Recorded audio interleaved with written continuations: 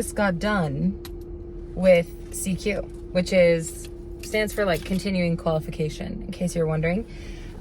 So I am now another 18 months of certified flight attendant. So you do this every 18 months. So yeah, every 18 months you have to be qualified essentially for all the emergency evacuations, all the doors, in regular and in emergency procedures, like our safety checks, stuff like that. You just have to get essentially reassessed on every 18 months. So the first time I did it was actually about 4 months after training. And then, so now this is 18 months after that. So it'll just be on this 18-month cycle. I got to go with Andrew and Alexa again, who are two of my closest friends from training. Last time we had a few other people here from our training class, but they're now in other bases and they go to Atlanta. Whereas my training was in Salt Lake today, which is nice because I still live here. So I don't have to worry about flying somewhere for CQ. I get to go home and be in my own bed tonight, and the night before. It went really well. They give you multiple attempts if you mess up on something. I didn't have to have any multiple attempts. Everything went really well. They're being a little bit more strict this year because there's so many new hires on the line. So they really want to make sure that everything is getting checked and done correctly to avoid errors and stuff that can cause not only like really costly errors financially, but also costly in the sense of injury and security and safety stuff. So yeah, but yeah, I've been up since 5:30 in the morning. I had to be here at 7 and it is now 3:30. So I'm dead tired. I only got 4 hours of sleep because I couldn't sleep well. This weekend I have A-days and I don't know if I'm going to be used. More than likely not, but I have A-days Saturday, Sunday, Monday. So yeah, I'll fly down to LA for those.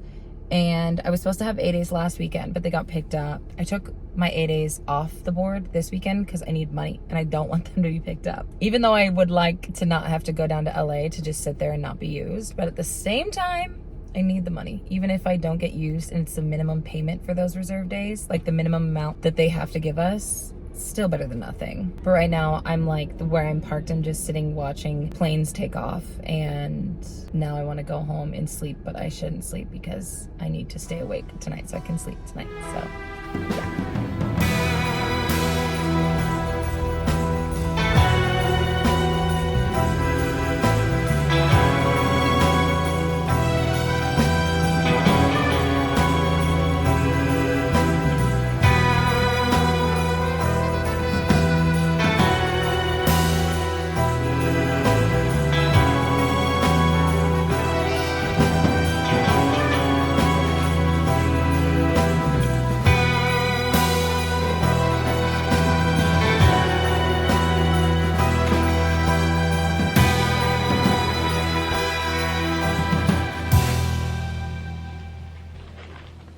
Okay, so here's the funny thing about this one, okay? What's this, you might ask? My camera. I filmed all of 2 clips in here before the battery died.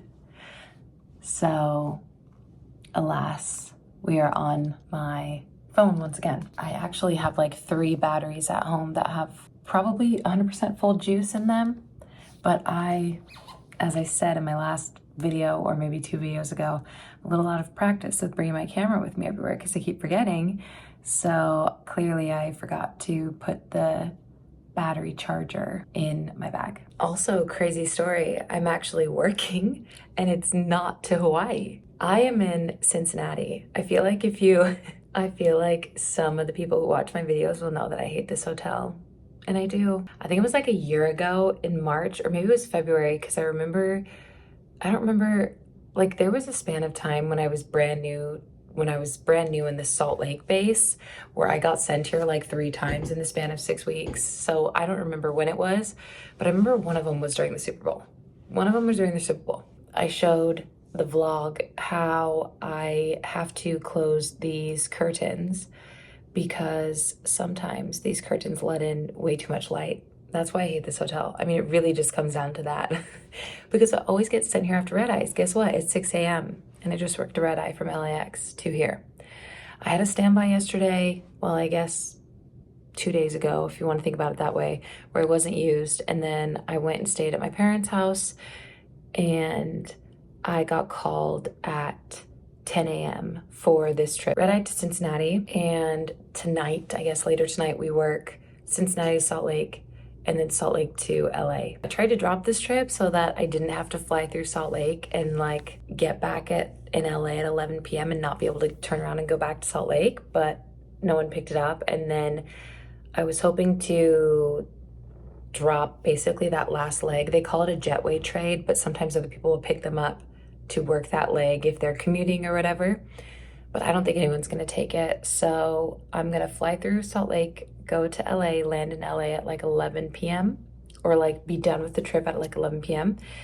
and stay in LA overnight and then fly back to Salt Lake the next day. I actually have another trip that I picked up out of Salt Lake, and I'm working with my sister. So that's really exciting because she's been on the line since September, and we haven't worked together yet. And we were flying out of the same base for like 2 months before I transferred out, but I'm excited. So obviously I will vlog about that. But then after that, I have another week off, which is really nice. So yeah, I have this trip, and then I go home for a day and a half, and then I work that easy.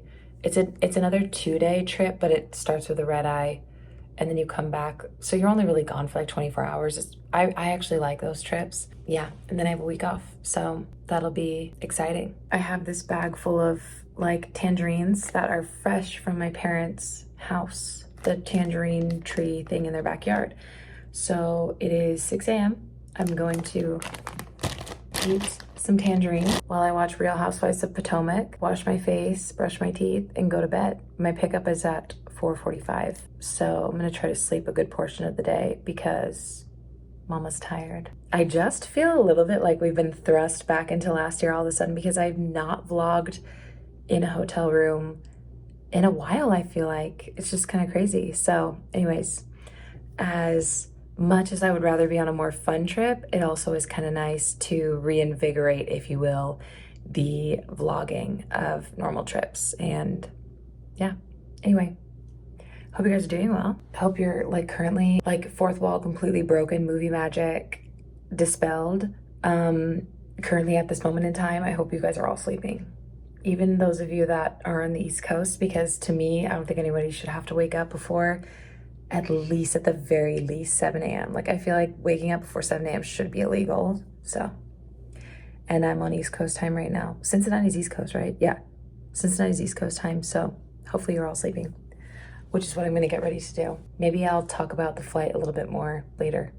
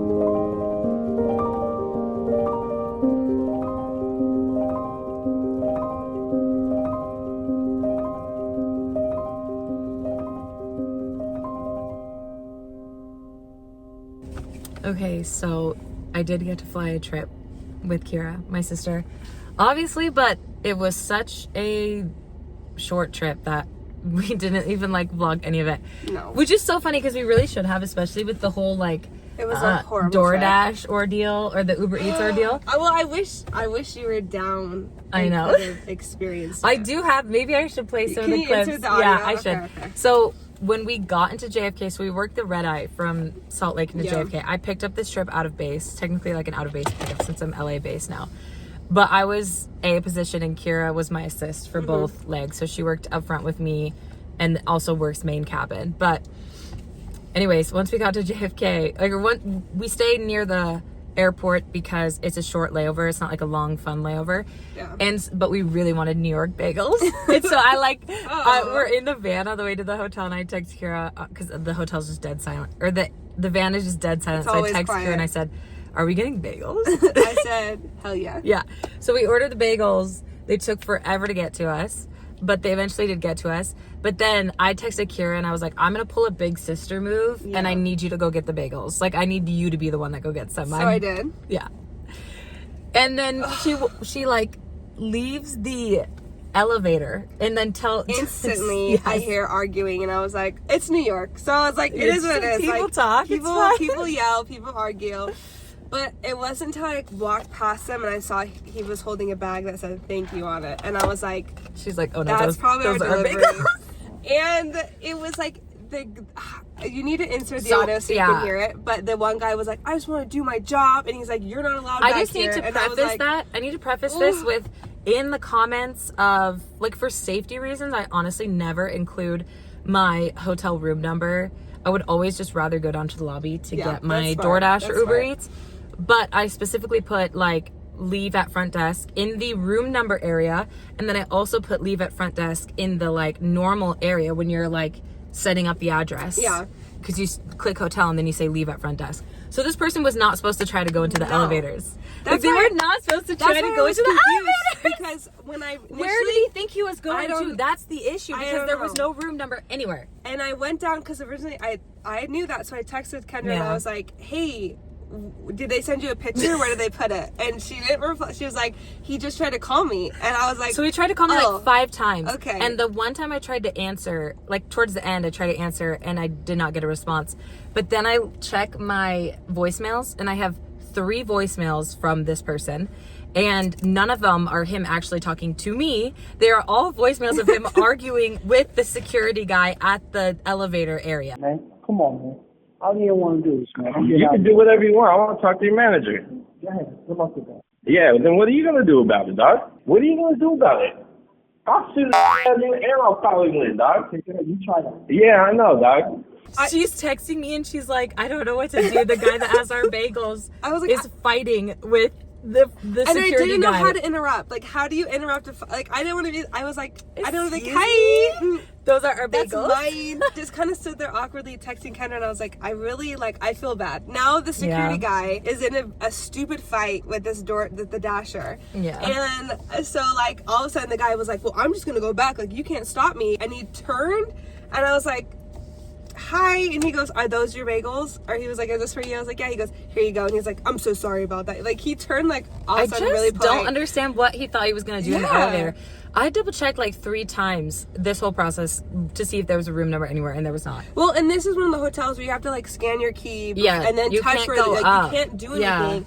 And so I just like, I felt so bad, so he gave me the food. I turned to the security guy and I was like, I'm so sorry. And he was like, you're fine, baby, have a great day. And I was like, all right. I was like, we're good. But I just like, I didn't know how to intervene and be like, hi. No, I wouldn't know what to do. We don't need to have this conversation. Yeah. But other than that, our layover was fine. I didn't sleep very well. No, the hotel is nice. The hotel's a nice hotel. It's hard sleeping during the day. Yeah. When you know you have to get up and do the whole thing again. Like, it's not as easy. I didn't used to have an issue sleeping during day layovers until more recently. I don't know why. Usually I used to, maybe it's because I keep forgetting melatonin and I don't want to take anything else, because I don't want to take anything else that will knock me out, you know? Well, yeah, because then I'm like, I'm not going to wake up. Yeah. That's the big worry. That's the biggest fear of a flight attendant. Now, I'm not going to wake up. Were the bagels worth it? Yeah. Yes, I mean, it did taste great. The bagels are great. Yeah. And it hit because I have to eat something before I go to bed, or if I'm because if you go to bed on a hungry stomach, I can't go to bed on a hungry stomach either. So yeah, we didn't do anything else because it was like a 12-hour layover, and then we went back to Well, we did get food. We did heat up our food and watch. I don't remember what we watched. No, we watched RuPaul's Drag Race. Oh yeah, and we watched Real Housewives of Beverly Hills, the first reunion episode. That's true. The way back was kind of a brutal flight, but I will say, having done the JFK flights that late, well, it's not very late, but it's our last one of the day of JFK back to Salt Lake, and I think it leaves, sometimes it leaves around 6:30, but right now this season it leaves at 8. It's a brutal flight. Like, passengers don't really prepare very well on this flight, and it's a long flight, so they get hungry and all this, and they don't have snacks with them, and so we run out of, like, I was up front working with the first class passengers, and they have they have meals, but the people in main cabin obviously don't have meals, but we do sometimes get, depending on the flight, like pre-packaged like sandwiches, like, fruit and cheese plate, or like a snack box. Big. Nothing it's not big. Gonna fill you up, but like there's something. But the crew member in the back that was selling them, she said she sold through them before she got halfway, or something like that. We were gone. And then people get upset, like, because they're like, well, why don't you have any left? And it's like, we're only given a small amount. And it's like, we're not, the plane is not catered to feed everybody on board. No, that would be way too much. First of all, there's not enough room for all that. And second of all, this is not, these flights, like, your ticket does not have a meal. Anyway, all that to say, it was kind of a long flight coming back, but Kira got to come hang out with me after they were done with me. It was nice. And a lot of people started sleeping because people were drinking a lot. So people fell asleep, which is always nice. And then, I got a chill front. Yeah. So it was cool. It was really cool to work together. The captain on the both legs. We ended up having separate captains. Sometimes for these 2-day trips, you're on the same trip with them. But anyway, both of them were like, I cannot believe that is your actual sister. Like, I would say, like, because when I do my briefing with the flight deck, with the pilots, usually I say, and so is up front with me, because that's probably, if I'm not the one answering the phone from them, usually it's going to be like the assist. So I like to, like, just clarify with them who that is. So I was like, and Kira's going to be up front with me, and she's like my actual sister, because they asked me, like, they can see that I'm based in LAX, and they were like, why'd you pick this trip up? Like, why'd you pick up a red eye to JFK for not even a fun layover? And so I told them, like, well, she's my sister, like, and she's Salt Lake based. And they were like, their jaws were on the floor. Like, they were like, wait, your actual sister? I said, that, like, literally, like, my blood sister, like, my baby sister. Like, this is my real sister. And it's just funny because, like, I was expecting people to be like, you guys look alike. Are you guys people sisters? Usually say people that to usually, us, I think, not as much now. I think as we've gotten older. But I thought people were going to be like, you guys look alike. Are you sisters? This and that. We didn't get No one said that, which was kind of shocking. But we did take some cute, cheesy photos, so I'll add them. I need to see them. I sent them to Mom. I'll send them to you. Okay. We just did a little errand run. We went to Bath and Body Works to get some wallflower refills. Yes. Because those are a necessity. Especially when you have pets in your house. I feel like game changer. And we also went to Barnes & Noble and notebooks. So we got I bought a few. This one just came out. It's called A Fate Inked in Blood. It's like fantasy romance. I've heard really good things about it. I've also read other books by this author and I like it. And then I got this called What Moves the Dead, which is Follow the House of Usher retelling, like Follow the House of Usher by Edgar Allan Poe. I've heard really good things about it, plus it's short.